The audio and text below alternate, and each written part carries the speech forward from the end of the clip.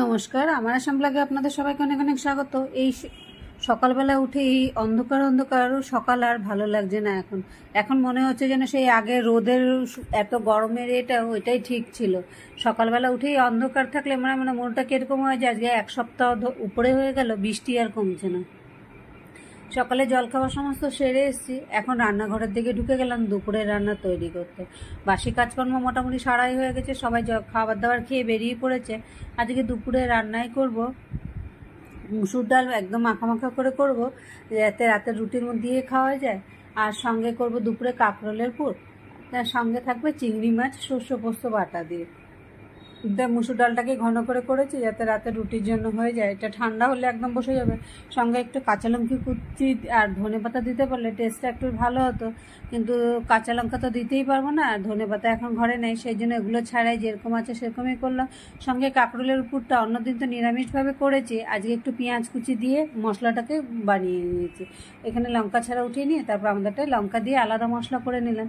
আর এখন দুপুরে রান্না হচ্ছে সর্ষে পোস্ত বাটা দিয়ে চিংড়ি মাছটা। চিংড়ি মাছগুলো ছিল, তাই ভাবছি আজকে এগুলো চিংড়ি মাছগুলো বানিয়ে নিই, কালকে তো আর যেগুলো ছিল ওগুলো দিয়ে খাওয়া হয়ে গেছে, আজকে চিংড়ি মাছটা করে নিই, কালকে কাতলা মাছ করবো। এখানে সর্ষে পোস্ত বাটাতে একটু লঙ্কা ছাড়া উঠিয়ে নিয়েছি। এখন লঙ্কা, একটু গুঁড়ো লঙ্কা সঙ্গে একটু কাঁচা লঙ্কা দিয়ে এখন মশলাটাকে আবার একটু কষিয়ে নিই, তারপরে দুপুরের জন্য উঠিয়ে ফেলবো। আর খাবার মানুষ তো আমি একাই, তাই হয়ে যাবে মোটামুটি। একটা কাঁচা লঙ্কা সেই জন্য দিয়েছি। আর এই কাঁচা লঙ্কাগুলো একদম ঝাল নেই, মানে এমনি শুধু মুখে চিবিয়ে খেলেও ঝাল লাগবে না, এরকম অবস্থা। লঙ্কাগুলো দেখতে সুন্দর, ভালো লাগে মোটামোটা, কিন্তু খাওয়ার সময় একেবারে ঝাল তো নেই।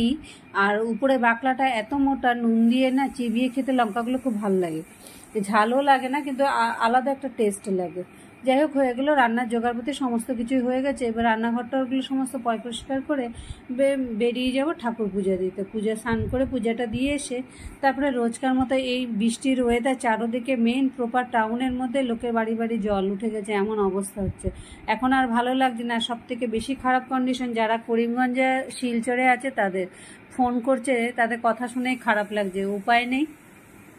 হয়ে গেছে। এখানে কাঁকরোলের পুর দিয়ে নিয়ে নিলাম, আর সঙ্গে চিংড়ি মাছের সর্ষে পোস্ত বাটা দিয়ে ঝাল নিয়ে নিলাম।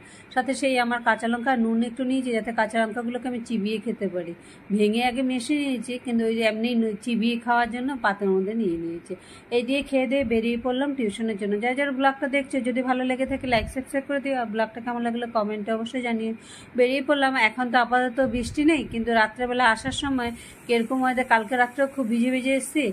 এখন আজকে রাত্রে কি হয় বলতে পারি না। আজকের মতো ব্লগটা এখানেই শেষ করছি, আবার দেখাবে পরে আরেকটি ব্লগে।